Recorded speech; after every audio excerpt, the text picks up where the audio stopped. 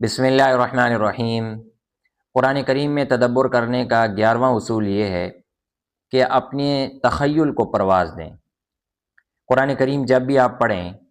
تو بغیر تخیل کے نہ پڑھیں، کیونکہ قرآن کریم کے اندر بہت سارے مقامات ایسے ہیں جہاں پر آپ نے اپنی امیجنیشن کی پاور کو استعمال کرنا ہوتا ہے۔ اللہ تعالیٰ نے ہر انسان کو تخیل کی صلاحیت دی ہے، وہ کہیں پر بھی بیٹھ کر کچھ بھی سوچ سکتا ہے، اور سوچنے سے ہی انسان کے ذہن میں ایک خاص قسم کی تصویر بنتی ہے اور اس تصویر سے وہ فائدہ اٹھا سکتا ہے۔ آپ نے دیکھا ہوگا انجینئرز کو کہ انجینئرز کیا کرتے ہیں، وہ بلڈنگ کھڑی ہونے سے پہلے ہی بلڈنگ کا تصور لے آتے ہیں، بلڈنگ کھڑی ہونے سے پہلے ہی اس کو تخیل میں بنا لیتے ہیں کہ اس جگہ پہ یہ کمرہ ہوگا، اس جگہ پہ کچن ہوگا، یہاں پر فلاں چیز ہوگی، اس کے اوپر ایسی چیز بنے گی۔ تو وہ حقیقی بلڈنگ کے وجود سے پہلے ہی تخیل میں انہوں نے اس چیز کو کیا کر لیا ہوتا ہے، تیار۔ تو اسی طرح انسان کا جو تخیل ہے وہ اگر صحیح اس کو استعمال کرے تو اللہ تعالیٰ اس کی برکت سے اس کو تدبر عطا فرما دیتے ہیں۔ ہم تخیل تو استعمال کرتے ہیں، آج کا نوجوان تو تخیل کو استعمال کرتے ہوئے اپنی کیا کیا امیجن کرتا ہے، میں ایسا ملینر بن جاؤں گا، میں ایسا بلینر بن جاؤں گا، فلاں لڑکی کے ساتھ میری شادی ہو جائے گی، میں ایسے جا رہا ہوں گا، یوں آ رہا ہوں گا۔ تو یہ سارے کیا ہے، امیجنیشن ہے۔ لیکن اگر ان فضول کی امیجنیشن سے اپنے دماغ کو ہم نکال کر قرآن کی امیجنیشن کی طرف لے آئیں، قرآن کے تصور اور تخیل کی طرف لے آئیں تو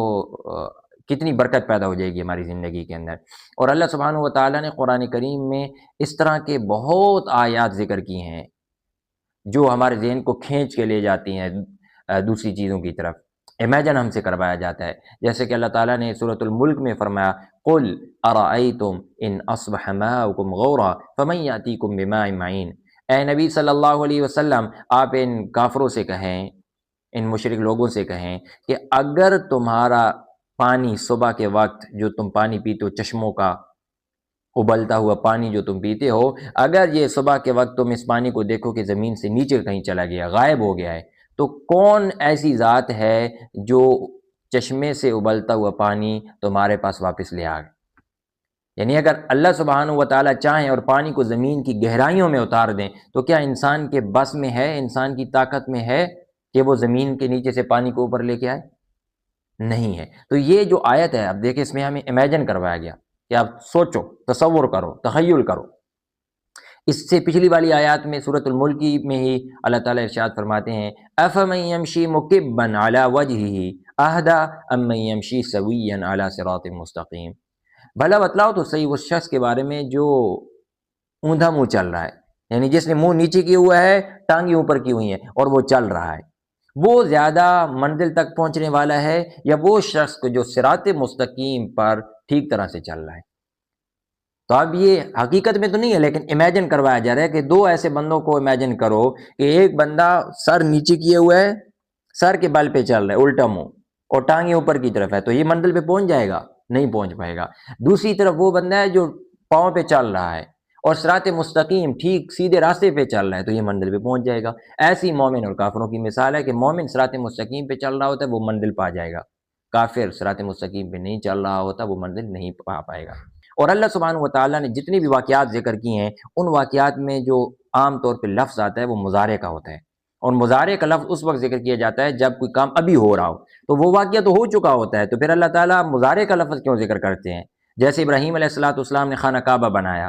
تو جس وقت وہ خانہ کعبہ تعمیر کر دیا انہوں نے، تو تعمیر ہو گیا، اب وہ اللہ تعالیٰ ہمیں اس کی خبر دے رہے ہیں، تو اس کے لیے تو ایسے الفاظ ہونے چاہیے تھے نا کہ جو خبر والے الفاظ ہوتے کہ ابراہیم نے اور اسماعیل نے خانہ کعبہ تعمیر کیا۔ اللہ تعالیٰ نے یہ نہیں فرمایا، اللہ تعالیٰ نے فرمایا وَإِذْ يَرْفَعُ إِبْرَاهِيمُ الْقَوَاعِدَ مِنَ الْبَيْتِ وَإِسْمَاعِيلُ۔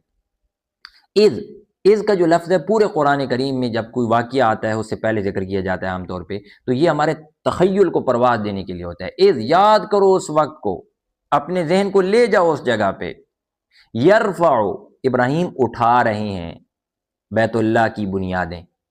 اٹھا چکے ہیں نہیں ہیں، اٹھا رہے ہیں، ایسے لگتا ہے جیسے ابھی یہ کام ہو رہا ہو۔ تو یہ کیوں ایسے بیان کیا جاتا ہے؟ کیونکہ اللہ تعالیٰ چاہتے ہیں کہ ہم ذہنی طور پہ، وجدانی طور پہ ہم وہاں اس جگہ پہ چلے جائیں۔ اور اسی طرح موسیٰ علیہ السلام کی مدد کے لیے ایک شخص بھاگتا ہوا آیا تھا، وَجَاءَ رَجُلٌ مِّنْ أَقْصَى الْمَدِينَةِ يَسْعَىٰ، تو یسعیٰ کا لفظ بتا رہا ہے کہ بندہ جیسے اپنی آنکھوں سے اس کو دیکھ رہا ہے کہ وہ بھاگ رہا ہو۔ حضرت شعیب علیہ السلام کی بیٹیاں جو موسیٰ علیہ السلام کو بلانے گئی تھی بیٹی ان کی، تو اس کے لیے قرآن نے ذکر کیا فجاءت احداہما تمشی علی استحیاء، کہ ان میں سے ایک دو بیٹیوں میں سے ایک بیٹی حضرت موسیٰ علیہ السلام کے پاس گئی، تو تمشی علی استحیاء، اس حال میں کہ وہ حیا کے اوپر چل رہی تھی،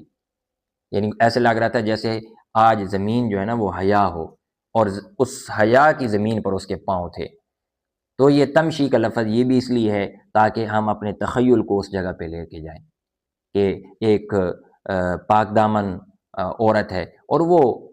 حضرت موسیٰ علیہ السلام کو بلانے کے لیے جا رہی ہے، تو وہ کتنے زیادہ شرم و حیا کر رہی ہوئی اس وقت۔ تو اللہ سبحانہ و تعالیٰ نے یہ جو آیات ذکر کی ہیں، کیوں ذکر کی ہیں؟ تاکہ ہم امیجن کریں، اور علماء کرام نے اس پر باقاعدہ کتب بھی لکھی ہیں۔ ان میں سے ایک مشہور کتاب ہے ابن قیم رحمۃ اللہ علیہ کی، حاد الارواح الی بلاد الافراح کے نام سے۔ وہ کتاب آپ پڑھیں تو آپ کو ایسا لگتا ہے جیسے آپ جنت میں گھوم پھر رہے ہوں، انہوں نے اتنا خوبصورتی کے ساتھ اس کو لکھا ہے۔ اچھا، اب اس تخیل کا فائدہ کیا ہوتا ہے؟ تخیل کا فائدہ یہ ہوتا ہے کہ کوئی بھی واقعہ جو قرآن نے ذکر کیا ہے، تو اس واقعے کو پڑھتے ہوئے آپ اس کے اندر چلے جاتے ہیں، ادھر جو کچھ ہو رہا ہوتا ہے آپ اس کا اپنی دل کی آنکھوں سے مشاہدہ کرتے ہیں، وہ نقشہ پورا کا پورا آپ کے سامنے آ جاتا ہے، آپ ذہنی طور پہ وہاں رہنے لگتے ہیں۔ یہ جو ڈرامے ہوتے ہیں یا جو ناول ہم پڑھتے ہیں، ان میں آپ نے دیکھا ہوگا کہ انسان ان ڈرامے کو دیکھنے کے بعد یا واقعہ سننے کے بعد یا کوئی ناول پڑھنے کے بعد تخیلاتی طور پر اس میں گم ہو جاتا ہے۔ ہمارے کئی دوست ہیں جو کہتے تھے کہ ہم نے جب ارطغرل پہلی مرتبہ دیکھا، جو ترکی کا مشہور ڈرامہ پاکستان میں بہت زیادہ مشہور ہوا، تو وہ کہتے تھے کہ ہم اپنے آپ کو بالکل اس حالت میں لے جاتے تھے،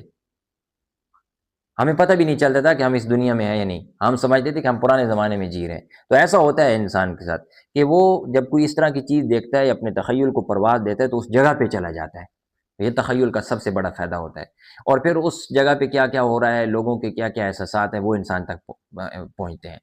تو اب آئندہ جب آپ قرآن کریم پڑھنے لگیں تو کوئی بھی واقعہ ہو، چاہے مثلا سورۃ مریم کے اندر حضرت زکریا علیہ السلام کا واقعہ ہے، حضرت مریم کا واقعہ ہے، ابراہیم علیہ السلام کا واقعہ ہے، جنتی جہنمی لوگوں کا واقعہ ہے، صحیح ہے، سورۃ طٰہٰ کے اندر حضرت موسیٰ علیہ السلام کا واقعہ ہے، حضرت شعیب علیہ السلام کے واقعات، حضرت موسیٰ علیہ السلام کے واقعات، اہل جنت اہل جہنم کی کنورزیشن ہے، غزوہ احزاب کا واقعہ، غزوہ بدر کا واقعہ، پورا قرآن تو ان چیزوں سے بھرا ہوا ہے۔ یعنی قرآن آپ کیسے پڑھ رہے ہیں جبکہ آپ کسی چیز کو امیجن ہی نہیں کر رہے؟ آپ قرآن تو پڑھ رہے ہیں لیکن اس حالت کو جی نہیں رہے، تو یہ والا پڑھنا ناقص ہے کہ جو آپ پڑھ رہے ہیں اس حالت کو آپ اپنی زندگی میں جی نہیں رہے۔ یہی وجہ ہے کہ بسا اوقات ہم نے دیکھا کہ قاری صاحب تلاوت کر رہے ہوتے ہیں، آیات جہنم کی پڑھی جا رہی ہوتی ہیں، وہ سبحان اللہ کہہ رہے ہوتے ہیں۔ تو یہ کتنی بے ذوقی کی بات ہے ایک مسلمان کے لیے کہ وہ آیات کو جیتا ہی نہیں، آیات کو سمجھتا ہی نہیں ہے۔ یہ تو ایسے ہی ہے نا جیسے کسی گھر سے جنازہ نکل رہا اور آپ ان کو شادی کی مبارکباد دے رہے ہیں، تو اچھا لگے گا؟ یا کسی جگہ پہ شادی اور آپ وہاں کہہ رہے ہو انا للہ و انا الیہ راجعون، اچھا لگے گا؟ نہیں۔ تو ہم قرآن پڑھتے ہیں تو جو حالت ہم پڑھ رہے ہوتے ہیں اس حالت پہ ہم جیتے نہیں ہیں، ہم اس کے خلاف زندگی گزار رہے ہوتے ہیں۔ اب آپ نے کرنا کیا ہے کہ قرآن کریم کو کوئی بھی واقعہ ہو، کوئی بھی منظر جو پیش کیا گیا ہے، اس میں تدبر کرنا ہے، اس میں تخیل کرنا ہے۔ تخیل کا طریقہ یہ ہوگا کہ سب سے پہلے آپ نے اس کے اسباب ڈھونڈنے کہ یہ واقعہ نازل کیوں ہوا، یہ آیات نازل کیوں ہوئی ہیں فلاں واقعے کے بارے میں، یا یہ واقعہ کیوں ہوا۔ پھر دوسری صورت کہ یہ کہاں پر ہوا، کب ہوا، دوسرا سوال آپ نے اس کا جواب ڈھونڈنا ہے، کہاں پر ہوا اور کب ہوا۔ تیسرا یہ کہ یہ جو واقعہ ہوا ہے اس کے آگے پیچھے اور کیا واقعات ہیں، کیونکہ کوئی بھی واقعہ اچانک سے تو نہیں ہو جاتا نا، اس کے پیچھے کچھ اسباب ہوتے ہیں، وہ اسباب آپ نے ڈھونڈنے ہیں۔ چوتھی بات آپ نے یہ ڈھونڈنی ہے کہ اس میں جو لوگ ہیں اس واقعے میں جن کو قرآن بیان کر رہا ہے، اس وقت ان کا احساس کیا تھا، کس احساس کے ساتھ وہ جی رہے تھے۔ دو مثالیں لیتا ہوں، ایک سورۃ مریم سے حضرت مریم کے واقعے کی۔ حضرت مریم علیہ السلام کے بارے میں پورا ایک رکوع ہے سورۃ مریم میں۔ آپ نے سوچنا ہے کہ حضرت مریم علیہ السلام کے ساتھ یہ واقعہ کہاں پر پیش آیا، کب پیش آیا۔ جس وقت وہ اپنے بچے کو لے کے آ رہی تھی، اس وقت ان کے دل میں کس چیز کا احساس پیدا ہو رہا تھا، سامنے جو لوگ کھڑے ہیں یہودی، وہ کیا سوچ رہے تھے، ان کے ذہن میں کیا بات تھی حضرت مریم سلام اللہ علیہ کے بارے میں۔ اسی طریقے سے غزوہ احزاب ہے، تو اب غزوہ احزاب کا پورا نقشہ اللہ تعالیٰ نے کھینچا ہے سورہ احزاب کے اندر، آپ اس کو پڑھیں۔ کہ غزوہ احزاب سے پہلے جو واقعات ہو رہے تھے وہ کیا تھے، پھر آپ دونوں قوتوں کا موازنہ کریں، آپ اس سے پہلے یہ سوچیں کہ یہ واقعہ کب ہوا، کہاں پر ہوا، کیسے ہوا، پھر دونوں قوتوں کا موازنہ ہو کہ مشرکین مکہ جو قوت لائے تھے وہ اور مسلمانوں کی قوت، پھر ممکنہ حالت کیا ہو سکتی تھی جنگ کی، مدینہ کے اندر بھی لے کے لڑی جا سکتی تھی، باہر نکل کے بھی لڑی جا سکتی تھی، اگر باہر نکل کے لڑتے تو کیا نتیجہ ہوتا، اگر وہیں پر لڑتے جیسے کہ مدینہ کے اندر ہی خندق کھود کے لڑی گئی ہے تو اس کے کیا نتائج نکلے ہیں۔ جس وقت یہ جنگ ہو رہی تھی تو کفار کا احساسات کیا تھے، مومنین کے احساسات کیا تھے، منافقین کے احساسات کیا تھے۔ جب آپ ان ساری چیزوں کو کمپائل کرتے ہیں، ان ساری چیزوں کو جمع کرتے ہیں تو پھر آپ کے سامنے ایک پوری یوں پکچر بنتی ہے۔ یہ ایسی ہے جیسے پزلز ہوتے ہیں مختلف، اب پزل جو ہیں ایک پزل یہاں رکھا ہوا ہے، دوسرے یہاں، تیسرا یہاں، چوتھا یہاں، آپ بظاہر دیکھیں گے تو آپ کہیں گے یار یہ کیا چیزیں ہیں، یہ تو ویسے ہی ٹکڑے ٹکڑے رکھی ہوئی ہیں، لیکن جب آپ ان پزلز کو ملا دیتے ہیں تو ایک پوری تصویر بن جاتی ہے۔ تو قرآن کریم ایک ہی واقعے کو مختلف جگہوں پہ ذکر کر رہا ہوتا ہے، جب آپ ان ساری جگہوں کے واقعات کو جمع کرتے ہیں، ان کی تنظیم کرتے ہیں، ان کو ایک دوسرے کے ساتھ جوڑتے ہیں تو پھر کچھ افکار آپ کے سامنے آتے ہیں، کچھ اصول آپ اس کی جزیات سے آپ کچھ اصول نکالتے ہیں۔ تو یہ اس وقت ہوتا ہے جب آپ اپنے تخیل کو استعمال کریں گے۔ اب جنت کا جو منظر ہے اس میں آپ اپنے تخیل کو کیسے استعمال کریں؟ اللہ تعالیٰ نے فرمایا ازلفت الجنت للمتقین غیر بعید، کہ جو جنت ہے وہ متقی لوگوں کے قریب کر دی جائے گی، وہ ان سے دور نہیں ہوگی، ان سے کہا جائے گا ادخلوها بسلام آمنین، داخل ہو جاؤ اس میں سلامتی کے ساتھ۔ تو جب آپ جنت میں داخل ہوں گے سلامتی کے ساتھ تو تصور کریں کہ جنت کی ہوا آپ کے وجود کو لگ رہی ہے، تصور کریں کہ جنت کے اندر آپ بیٹھے ہیں، وہاں باغات دیکھ رہے ہیں، حور و قصور کو دیکھ رہے ہیں، محلات کو دیکھ رہے ہیں، تصور کریں کہ وہاں پر اعلان کیا جا رہا ہے کہ جو بندہ بھی جنت میں داخل ہو چکا ہے اس کو ہمیشہ کی زندگی مل گئی ہے۔ تو یہ آپ تخیل کر کے جنت کی آیات کو پڑھتے ہیں تو آپ کو ایسے لگتا ہے جیسے میں جنت کے اندر جی رہا ہوں۔ تو کہنے کا مطلب یہ ہوا کہ قرآن کریم میں جو جتنے بھی یہ واقعات ہیں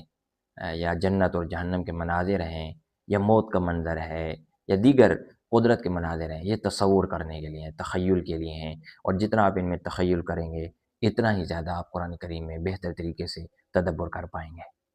تو آپ کے لیے مشق یہ ہے کہ آپ نے قرآن کریم کے کم از کم 3 ایسے مقامات تلاش کرنے ہیں، ڈھونڈنے ہیں جن میں آپ نے تصور اور تخیل کی پرواز کی ہو، اور اس سے آپ نے پھر اپنے لیے سبق نکالنے ہیں۔